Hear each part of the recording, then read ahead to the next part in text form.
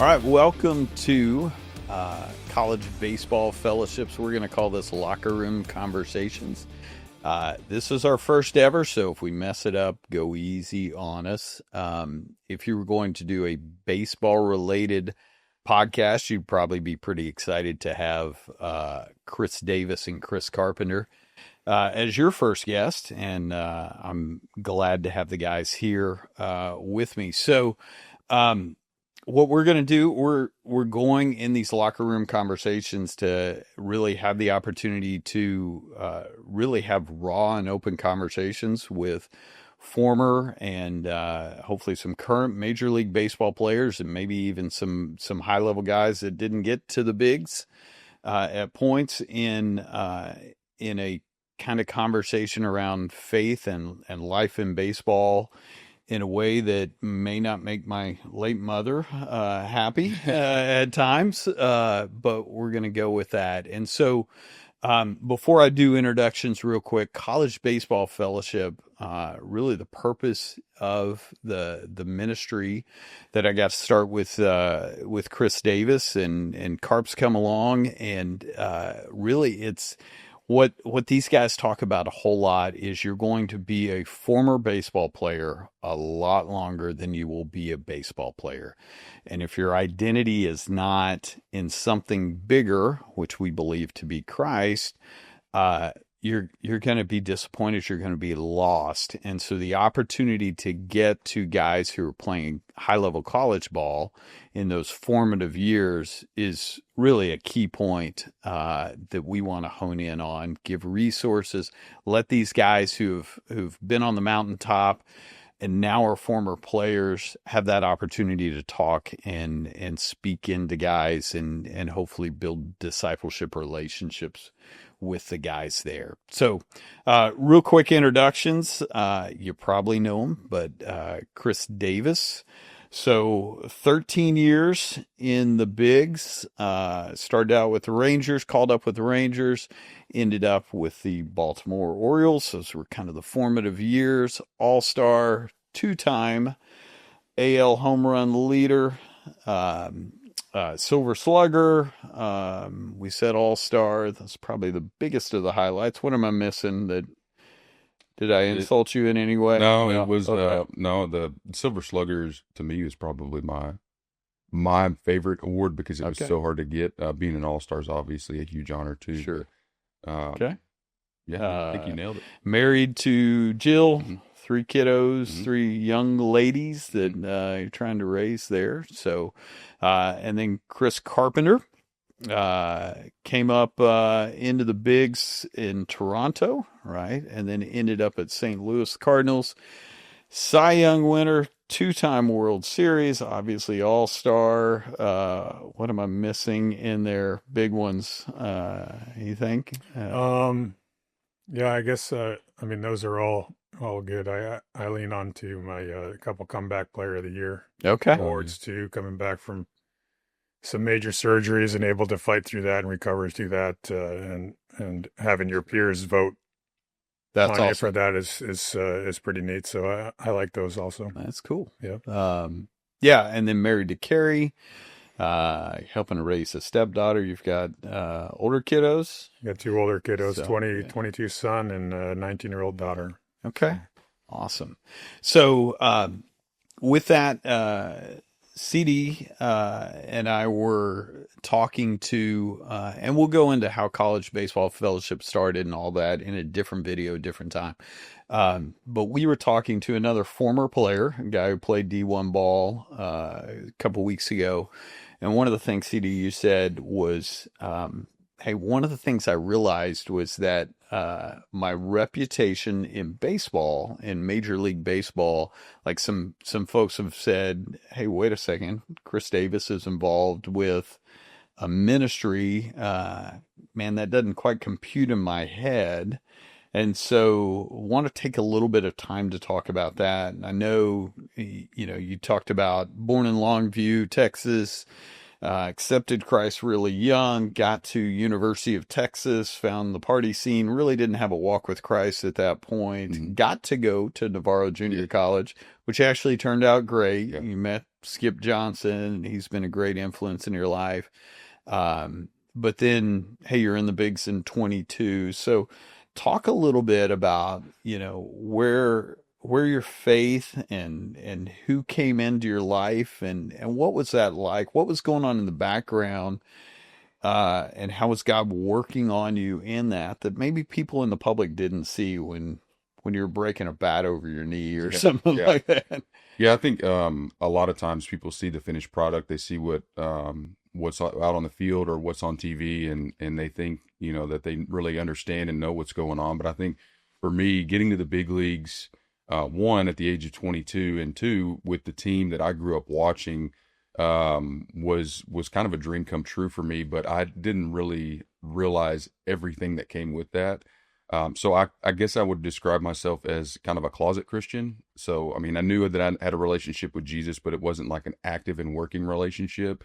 Once I came up to the big leagues my rookie year, I had a lot of success early on and enjoyed that success both on and off the field and liked being, kind of the young, up and coming guy and the next big thing for the Rangers. And I think really, what happened was, I saw the success on the field start to dwindle and start to kind of leave me because of some of the decisions that I was making off the field. And when we talk about, when you bring up Texas, I was always around the party scene. I didn't really engage in the party scene until I went to college and then really started experiencing it and kind of putting myself out there more. And I don't think it was obviously a great thing for me. I think it was something I needed to go through, but that kind of led me to down a different path as I got into the big leagues. And I think one thing that I think about all the time is God consistently put godly men in my life around me that were just a little bit older and a little bit further in their journey. And really I kind of gravitated toward those guys. And a lot of times it was guys in the big leagues. Sometimes it was guys in the minor leagues with me, but I think just really trying to figure out the baseball journey as a Christian, but also still trying to fit in. It was a challenge. I mean, it was a real challenge. And I think the reason that I struggled for so many years in the Rangers organization is because I was holding on to something that really didn't carry much weight, really didn't mean anything. It was a reputation that I thought I needed to uphold, but it wasn't really who I was. And it wasn't until God almost, took baseball away from me that made me realize that I needed him more than I needed anything else. So when you talk about a reputation that you felt like, what do you mean by that? Let's get deeper into Yeah, I think so. Coming up early and at a young age and having success right out of the gates, you're kind of the guy, and being on a team full of really good established veteran players, and being like kind of the new flavor of the week or flavor of the month, if you will. I think it just, you feel like you have to live up to that big league, persona to where it's like, man, I've got to like go hit bombs and then, go out and party and then like be this guy, but also deep down, I know that it's not really who I am.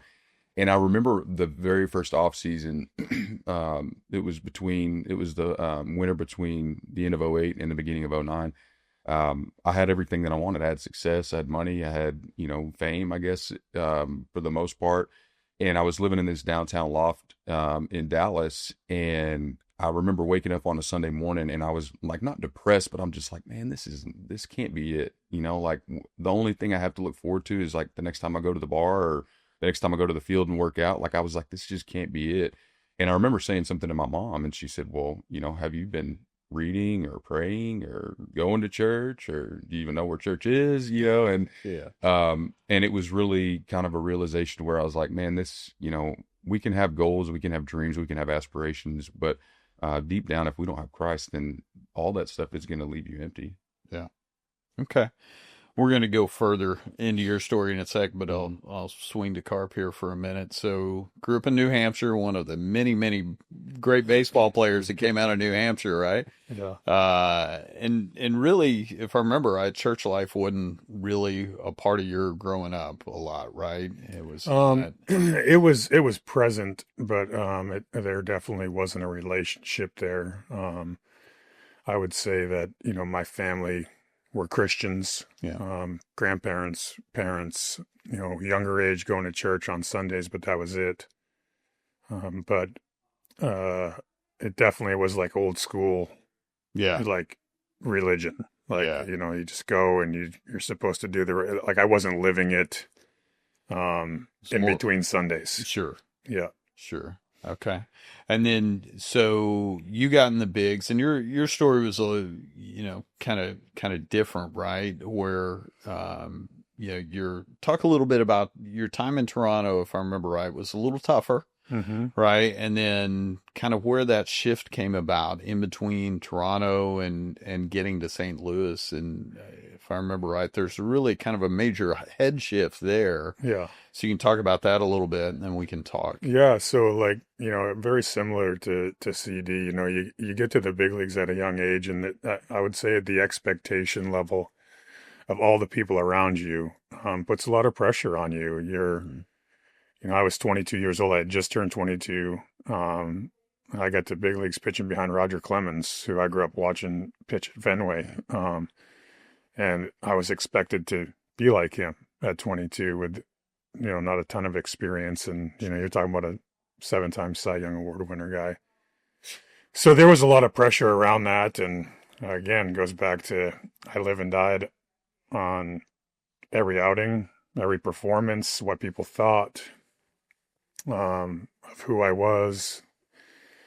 And that was parts of 6 years. It was a 5.5-year journey for myself where my performance, my ability, and the expectations of where I was supposed to be didn't live up to my potential.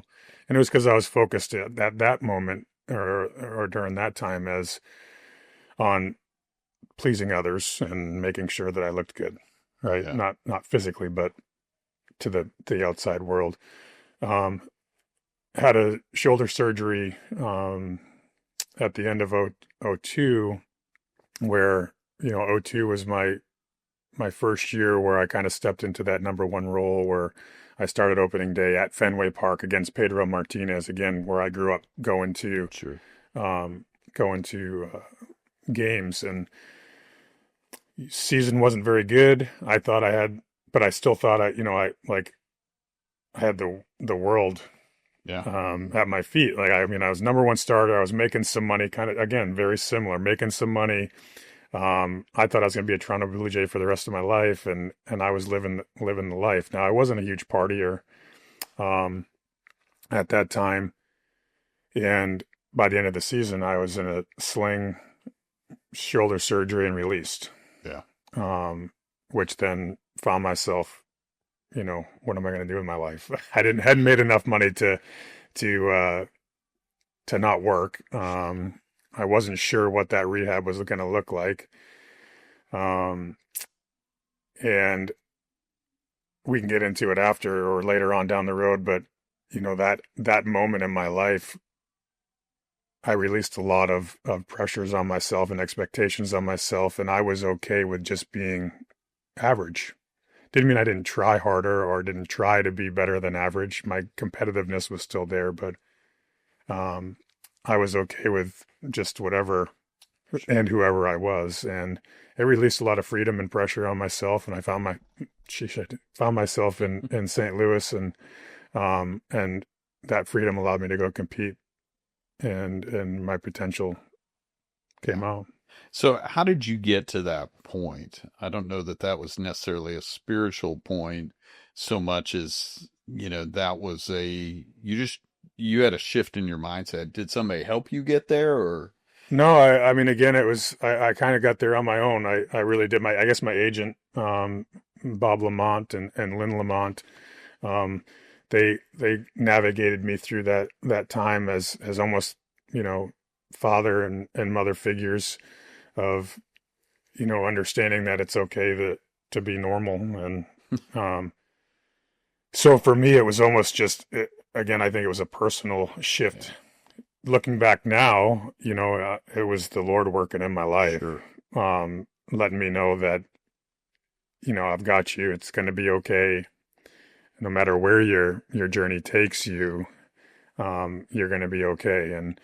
And like I said, at that period of time, it was a hard off season. I thought, again, I was like, oh my gosh, I went from being this guy, still living in New Hampshire. Everywhere I went, everybody was like, oh, it's Chris Carpenter. And, I wasn't living up to that. So it was a hard shift, but I got to the point where I didn't care anymore. I knew that I was going to be okay. Yeah. No, that's cool. So let's go back to CD here for a minute. So you had like there in the background of what you're going on when we visited Baylor a while back, you talked a little bit. Let's kind of move into you got to Baltimore, and then you talked a little bit there about when you were signing that big contract, kind of how the weight came in there. And then I think you had some older dudes that were kind of pouring into you there as well that kind of helped you walk through there. But let's walk through some of the some of the struggles there, even though it should have been the mountaintop. Yeah, I think really you brought up a good point, Carp. I think there were a lot of times where God was still there and maybe I wasn't acknowledging him, but he kept me out of trouble. And he did. I mean, I think part of the struggle was shaping me to have success. And I think you appreciate success much more when you've really struggled, especially in a sport like baseball, to where everything, every time you get sent down, it's on ESPN. Everybody knows every move that happens. You talk about walking around with your ERA on your forehead or your batting average on your forehead. I think that there's just so much exposure to the outside world that it's just a humbling process. Yeah. And I think really the years in Texas struggling and going down and going back and forth, I kind of came to the same realization that Carp did, where it's like, man, I'm so tired of trying to live up to everybody else's expectations. I'm gonna live up to my own expectations. I'm gonna work as hard as I can, and I'm gonna just enjoy the process.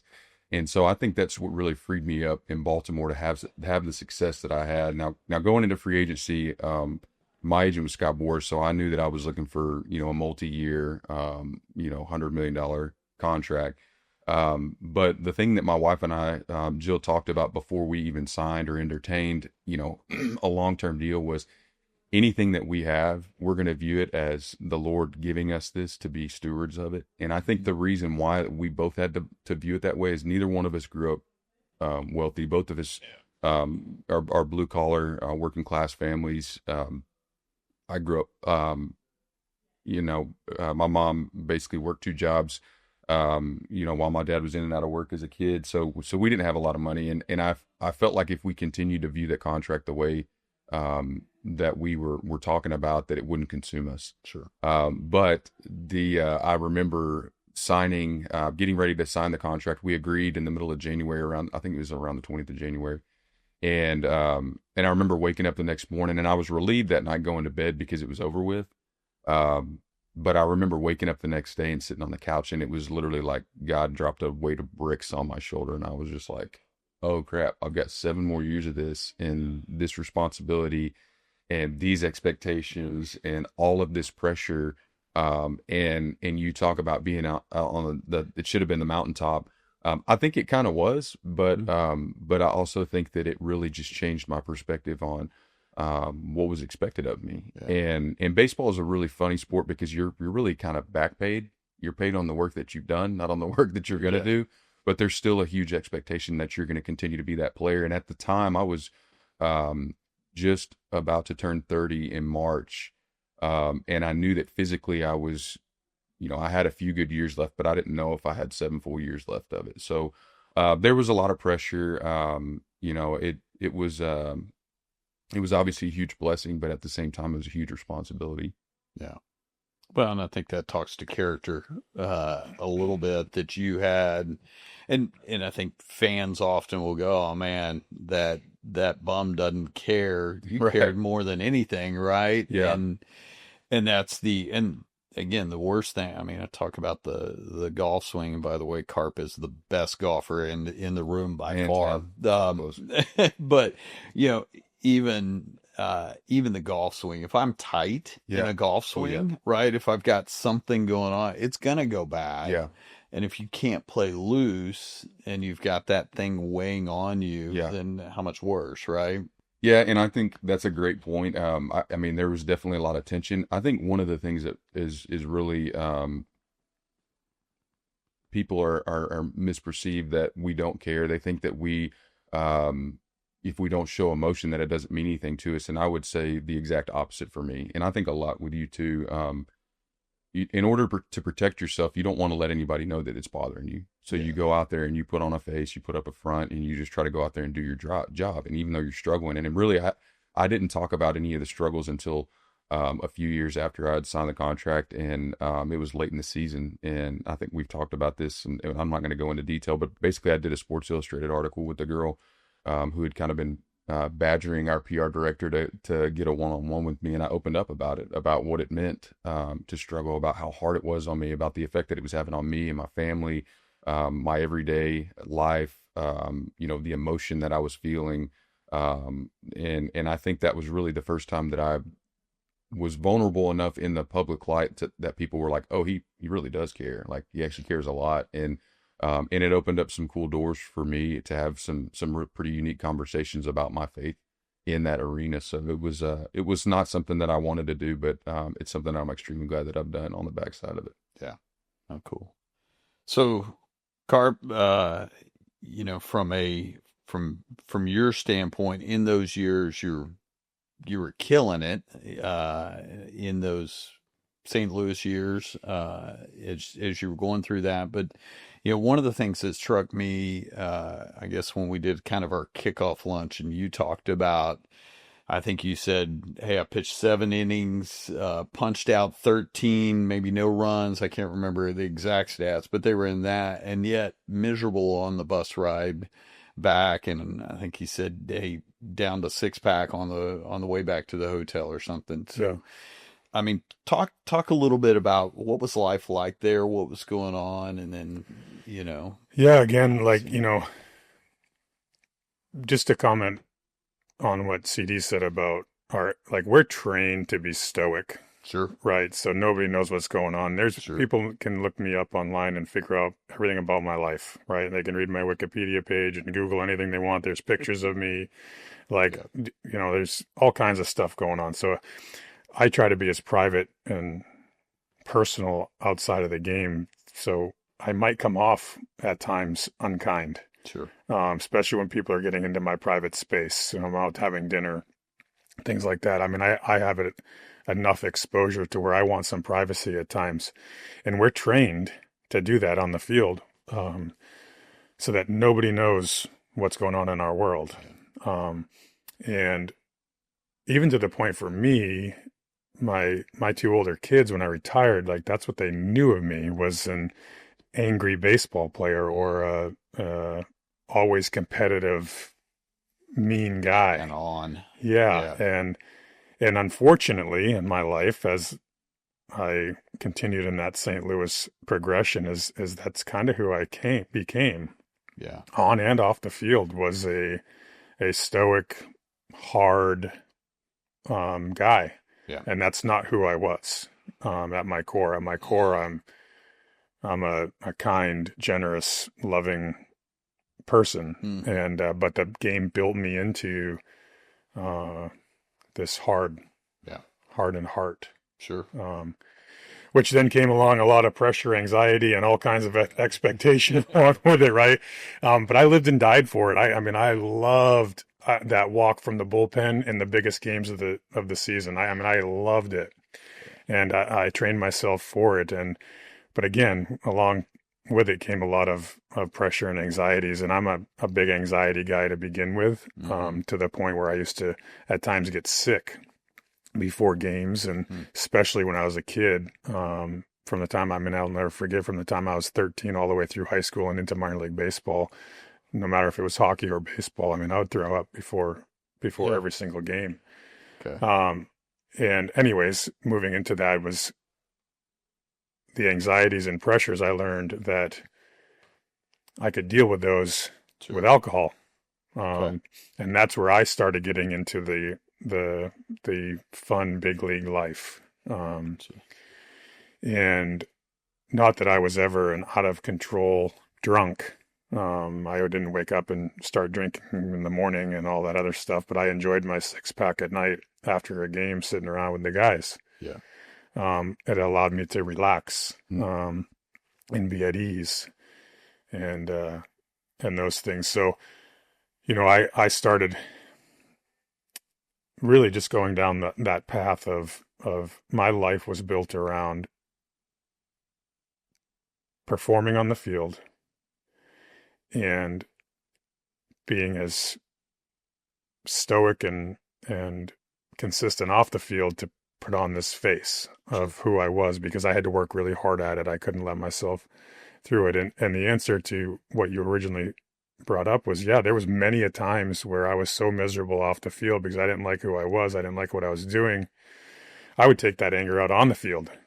I'd show up. I'll never forget. I had a game in Kansas City, pitching against the Royals.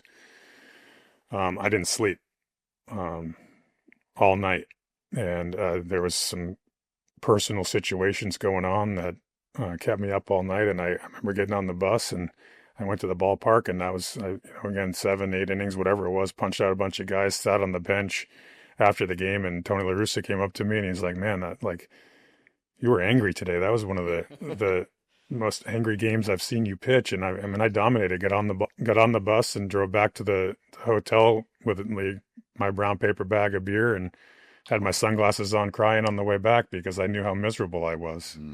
And it was an ongoing, story in my life of trying to find joy away from the game. Yeah. In any aspect that I could, and it just wasn't there. Yeah. Well, thanks for sharing that. Yeah. That's not easy. And I think about, going back to our original conversation of, hey, the persona that we see on the field sometimes. And I actually got to talk to a guy who's had 62 months deployed in combat. Talked to this guy on Monday, and he said, in his last tour, he was having the conversation with his wife. I have such a tough time being a Christian man, doing the things that I'm doing, and obviously playing a sport and being in combat's different, but there's a higher level there, right? Yep. But there's a similarity in the sense that when you go to compete, you've got that mindset in there. Yeah. And so, if you think about what's life like today, CD is coaching the high school baseball team. He's one of the coaches. With how great would it be to have CD as one of your coaches, Carp's coach there before too. But where I was impressed is, hey, as much as anger and things like that may have fueled you on the field, they had a terrible call, just an awful call. In this, I was so proud of our coaches for keeping their Christian witness during that time. But that becomes a piece, and now you get on the other side. Now we're on the other side of baseball. So walk through a little bit, both you guys. What's your daily walk today? Who are your boys? What's that look like, so that you're close to Christ, you're walking in community? Where's the joy in that, and how's that different than where you were before? Yeah. One of the things that I want to say before I really get into that is, right when I retired, we have Carp and I have a mutual friend, Matt Holiday, Matt and Leslie Holiday. Jill and I were doing a podcast with the Holidays, and Matt, said, "I'm going to give Carp your number. He's living in the same area that y'all live in, and I know you're thinking about retirement. I know you're kind of getting ready to cross that bridge." He's like, he would be a great resource for you to have. And so he was huge for me right when I retired. to kind of navigate that next phase of life, because he had been retired for a few years. But I always really appreciated that about him, because I think especially in baseball, it's such a strong fraternity of players. Mm-hmm. And when we came up, it was always leave the game in better shape than it was when you got there. Make sure that you take care of yourself. Make sure you take care of those around you. Make sure you take care of those that come behind you. And so I was really lost when I retired, but I knew that I wanted certain things. And I think, you alluded to it earlier. We were both kind of angry competitors. And one of the things that he said to me early on, we would go grab coffee once a week, that really just kind of stuck with me and resonated with me was, I realized, and I'm not going to tell the rec league basketball story, but he's like, I realized that I'm never going to be able to compete like I did in baseball at anything else in life, just because we are so competitive, and we are so spirited and energetic and passionate about what we did, that you can't really go down that road when you're outside of the game. And I think that's hard to realize, because baseball was so fulfilling at times. Sure. And you do get that adrenaline rush when you're in those situations, and you got the stadium, all eyes are on you, all that energy's focused on you, and everybody's anticipating your next move. I think that's something that, I definitely miss. But on the backside of my career, the thing that I really wanted as I got into retirement was, I wanted peace. And I wanted to be joyful. I wanted to be compassionate for others. I didn't want to be hardened anymore. I didn't want to be shut off. I wanted to be available for my family and my friends.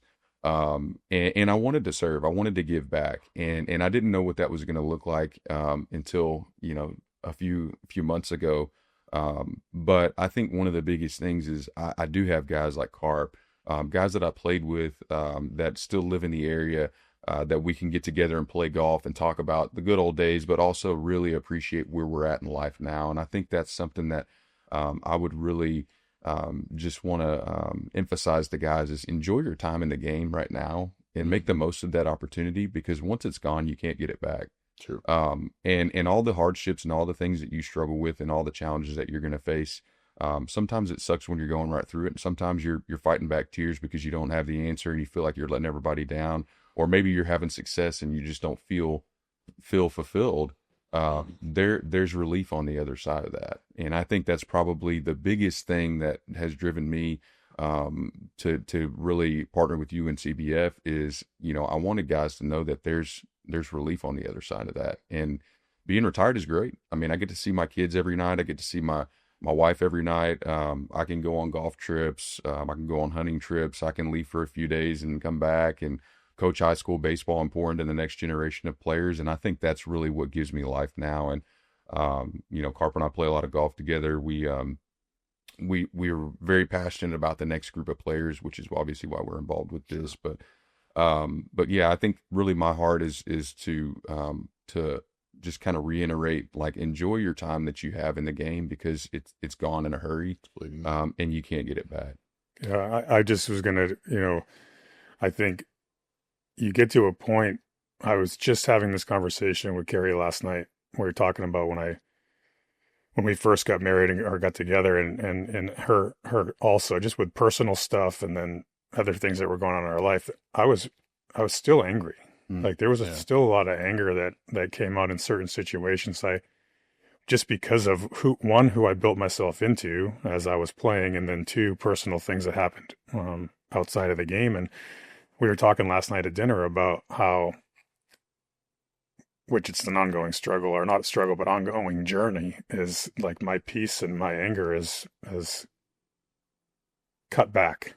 And I feel more peaceful, and I find myself more present, which I probably wasn't present enough with Sam and Ava, my older children, at the moment. I mean, I played the whole time that I had them, and I wasn't in there in the pool throwing them around all the time and having family dinners together and doing all that stuff. And I'm there now doing those but also with people like Chris and other guys around this area that we can go out and like you said, spend time together and laugh about the game and talk about how it used to be, and be those old guys like back when I played, like the game has changed now, and arguing about, talking about how the game has changed.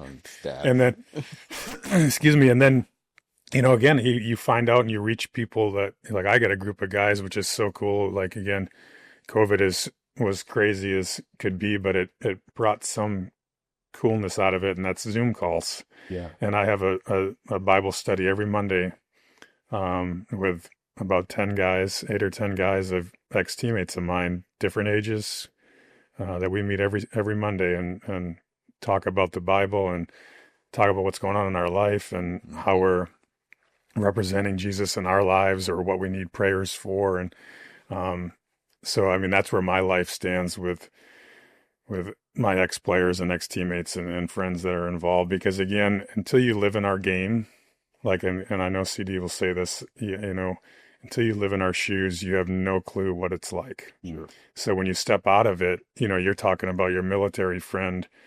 It's a tough comparison, but it's almost like we're in prison at times. Yeah. Because we're just so separated from the real world. Yeah. Right. And what our job is and what we do and how we perform and how we have to compete and how we have to act. We're always on wherever you go. Right. Yeah. Especially if you play in a place that you grew up, where people know you and you're living, right? Yeah. Like, you're always on, no matter if you're going to dinner, Walmart, Target, wherever you're going, you have to be on, because there's, again, especially in today's world with cell phones and all that other stuff, if something happens, you have to act a certain way, it's just like, man, it's blown up. Yeah. And that's hard. Yeah. Like, I loved my game, and it was a blessing to be able to play as long as I could and all that stuff. But there's things that come with it that are really hard. Sure. And nobody talks about it. No. It's like I don't know if it's guy code or what it is, but it's like we don't talk about the hard things. And it's funny that you bring that up, because while you're sitting there saying that, like, we're always representing the organization. We're always representing the fans. We're always representing our family. We're always representing this huge group of people.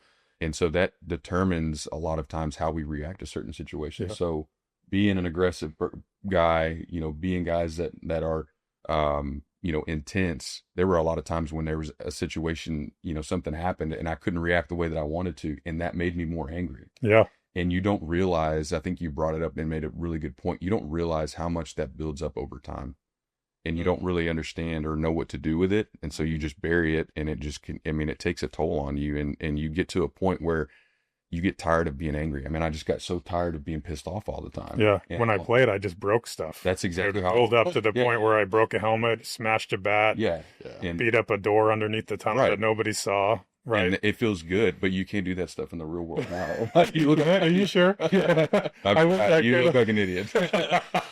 I wish I could. But yeah, I mean, y'all got insane. a little land. You can Yeah. go Yeah. chop some wood or something. Yeah, exactly. Something just- That's what I do. I go mow the lawn or break rocks, pick up sticks. I don't know. I go find something to do to be alone and be with myself and my thoughts. But Yeah. Yeah. it's definitely No, that's and that's the interesting thing. And it's, as I was talking to the veteran the other day, and I thought about what you guys went through and what players are going through today. It's that, and I've thought a little bit about David's mighty men, right? So these were fierce men who loved God. But man, they had to go slaughter people, and they flat out slaughtered people. And so, that's one of those places where it's this weird juxtaposition, right? Hey, be loving and kind, and yet when you're competing, you got to go compete with this level of passion. And that's a struggle, I think, for all men to some extent. Hey, if I'm supposed to sell, if I'm supposed to achieve in business or wherever that is. And most of the players don't get to go, hey, I don't have to work anymore, right? So, it's funny. Like one of the guys on my Zoom call that I do Bible study is Adam Wainwright, who's played a long time, had a real successful career, and also one of the guys in my life that has mentored me in my Christ following. But he just said the other day, we were talking about it, and he was like, when you compete, he's like, I didn't have like these weird like I wasn't just like going out to compete and doing like, here we go, I'm going to have fun, I love Jesus. Mhm. He said he would specifically pray before games to have the power and strength of David, Yeah. Yeah. that he wanted to go out and beat these guys to a pulp. Yes. Like, and he'd be like, Jesus, give me the power to go out and just absolutely crush these guys. Yeah. And I thought that was interesting because I didn't, at the time when I was playing, I wasn't in a relationship with Yeah. Jesus. I didn't like, I just thought you just go out and kill people. Yeah. You know what I mean? But you can Not with a actually, higher purpose. yeah. Yeah. So, Yeah. I don't think you get to that level without that mentality, some sort of mentality. You know, like I always think of it as the warrior mentality. yeah, Like I didn't want to go out and just win. I wanted to dominate. yeah, And it was like, it didn't matter who, you know, if the guy on the mound was a Christian, it didn't matter if he was a friend. It didn't matter if I even knew him. You know, it was like, I didn't want to be the one to lose. And not only did I want to win, but I wanted to assert my dominance. yep, And I think that that's such a weird, you know, dynamic when you talk about being a Christian. But David's Mighty Men, Benaiah, is one of my favorite stories. Yeah. I mean, killing the lion, jumping down the lion's den and killing a lion with a spear. That to me is like, that's who I want to be, and that's who I want to be viewed as, especially in the arena of competition. But it's funny, and you kind of alluded to this earlier. You asked a question about, you know, like kind of that balance. A lot of times I feel like as a Christian in baseball or as a Christian in professional sports, you're viewed as a hypocrite because they see who you are on the field and they see who you are. And my biggest thing for me was I have horrible language when I get really upset. And so in order for me not to cuss, I started snapping the bat over my knee. And then it became like my thing, you know, and so it's like I'd punch out 3 times and we'd be in New York and they'd be like, break the bat over your knee. And I'm like, no, I don't want to do that. Like, I just got this bat and I really liked it. I plan on making contact with it at some point, you know. But it was, and then the game would end. And then on Sundays, you know, we have chapel and I'm rounding everybody up for chapel, or once a week at home, we show up early and like, I'm helping lead the Bible study. Mm-hmm. And so it's like, you say you're this guy, but you're showing us that you're this guy. And I think one of the things, and Steve Foster's the guy who actually said this, he pitched in the big leagues for a while. He's friends with Skip. He was with the Rockies organization for a little bit. Great dude, great man. One of the things he said is, you know, I would go to round guys up for chapel on Sunday morning, and all these guys would look at us and they're like, dude, I've seen you drinking and cussing and, you know, and doing all this other stuff, you know, you're just a hypocrite. And his response was like, no, I just know that I need Jesus. I know that I'm a sinner and I know that I need Jesus. And this is me admitting that I need Jesus. And I want you to have the same thing that I have. Yeah. And he's like, so you don't call me a hypocrite. I know that I'm a sinner. I know that I'm dirty. Like, I'm not going in there to act like I'm holy. I'm going in there to be fed and to be poured into and to be made righteous through Christ. And I thought that was such a good answer, you know, and I'm like, that's what it's about. It's not about me thinking that I'm better than you or me thinking that I have something that you can't have. It's like, no, man, I need help. You know, like, I'm a sinner. Like, I need all the help I can get, and it's available for you too. You know. Well, and I think that's a beautiful thing that's shifted in a lot of churches. In the Big C church, right? Is that, hey, there's an openness now to be transparent. Yes. That, hey, I do struggle, right? I do you know, growing up, I know, and certainly in my world, oh, they went to counseling, you know, like anything like that was, hey, you're showing that you're not a perfect Christian kind of thing. And so I think that's one of the interesting things that, you know, and it's part of why I like to take you guys into locker rooms. Like that's cool for me to be there because you're open or raw, and maybe there's some language in there and stuff, but hey, we're all on this progression, right? We're have not arrived. We do not fully control the tongue. We, you know, like I said, my late mother would probably freak out at some of the conversations, certainly the locker room conversations, right? She'd have a tough time with that. But that's real. Yes. And especially if you're in that party scene today, or you're in, you know, I've had a lot of exposure to college baseball players in the last couple of years with future son-in-law, and really getting to be close to a team and kind of seeing how guys are living in the struggle that they're in the middle of. And for you guys to actually go, hey, I still struggle with these things. And I'm a work in Yeah. progress. It's impactful. I think there's a big shift, really, in the last couple of years, but for me, I've seen more of it in the last few months of this, like, what is masculinity in today's society? Because I think in the past it was, you're tough, you figure it out on your own, you don't talk about your emotions, you don't even have emotions most of the time. And I think it's gotten to the point now, and we've seen it in sports with mental health, and we've heard stories about guys, attempting suicide or contemplating suicide, because of the amount of pressure that they feel and the struggles that they're going through. And I think that there's just been this shift to where it's like, okay, you can be a tough guy and still struggle and still talk about, hey man, I still struggle with this right now. Like, I'm struggling with, X, Y, and Z over here. I don't know what to do about it. And I need help. And I think that that's really kind of the shift that we're seeing now. It's like, instead of acting like you have everything together and being scared and being afraid and being upset and feeling alone and going through it by yourself, let's kind of shed light on some of these things and get them out in the open, because 9 times out of 10, the guy sitting next to you is going through something similar. Same thing. And so instead of just bottling all this up and burying it, and then it blowing up in other areas of our life, or it escalating to the point where, God forbid you think about taking your own life, let's get some of this out in the open, and let's talk about this, and let's start working towards a solution, because there's strength in that.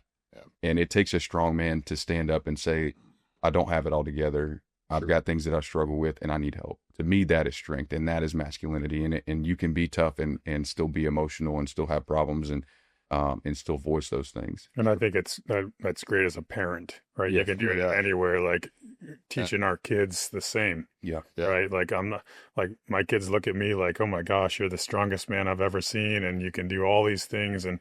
But I am weak at times, and I have struggle. And as my 2 older kids have gotten, to the ages that they are, and me being able to have more mature conversation with them, excuse me, they see that, oh my gosh, like, it wasn't that easy 15 years ago when you were playing. Yeah. There was a lot of struggle that you went through, and I just think it's a great education for our kids too. And I have the opportunity now with my stepdaughter, who's 9, to be able to influence her that way, that be like, hey, this is what a real man looks like. Yeah. He is vulnerable. He is soft. He does have emotions. He is kind to his wife. It's not about, he's a servant heart, like all kinds of different things of what that looks like. And that's what I try to live like and model each and every day, is these standards of what that's supposed to look like.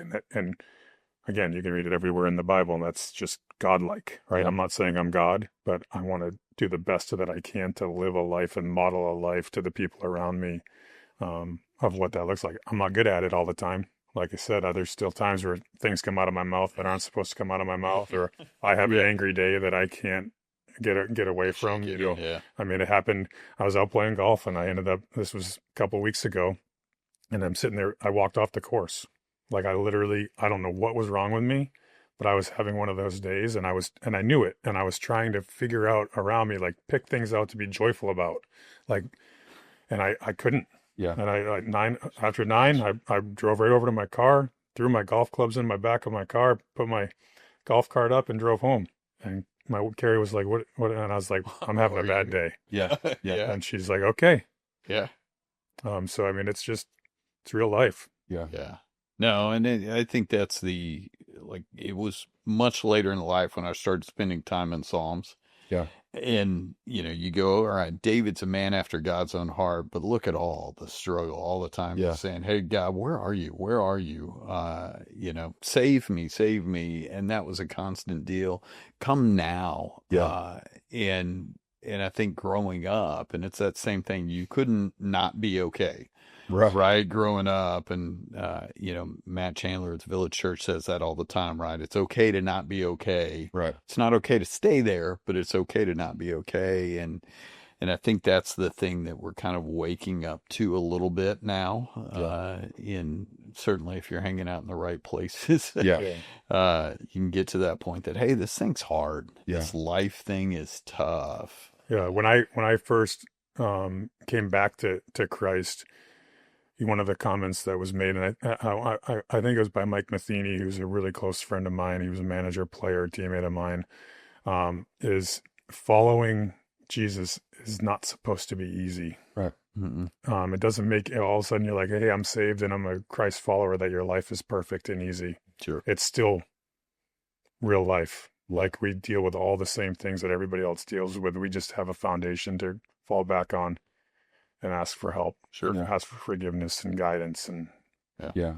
I think one of the things too that I would encourage guys, especially at the college level, and I think we've seen such a big change in landscape over the last few years with the NIL, and I think that there's just a tremendous amount of pressure that was already on these student athletes to perform in the classrooms and on the field, and now we're putting even more pressure on these guys. Is a lot of the things that maybe that you think are sinful in you, your anger, your passion, your things that may not always show up in positive areas of your life. Those are a lot of the things that Jesus loves about you, and a lot of the things that God gave you and hardwired you with to make you the person that you are. Mm-hmm. And so instead of running from them or trying to, water them down, I would say lean into those things. And it's okay to be competitive. Like, God gave you that competitive nature. Like, it's okay to be aggressive and passionate. Like, God made you that way for a specific reason. And I think once you start to understand that those are gifts and not curses, it really frees you up and allows you to use them to glorify Him. And it's like, you can still be competitive and be angry on the field and be a Christian and love Jesus. Like, it's, it doesn't have to look a certain way. To your point, I think that it's just, we have this like false narrative that we think that we have to uphold when being a Christian man, that like, I can't cuss and I can't have impure thoughts and I can't get mad and I can't, like, that just shows our need for Jesus. Yeah, exactly. Yeah. That's the place for Jesus going, hey, come. Yes. And I think I mentioned the book was introduced to me recently, Gentle and Lowly, which sounds the opposite of masculine, but this is Jesus really kind of inviting us back in to go, hey, I know you're broken. I know what I bought on the cross. I know I bought that broken thing that, by the way, I designed. Yeah. Come to me. So, hey, we're down to our last few minutes. So I was actually with a team college team that finished out their last season. They graduated 15 players.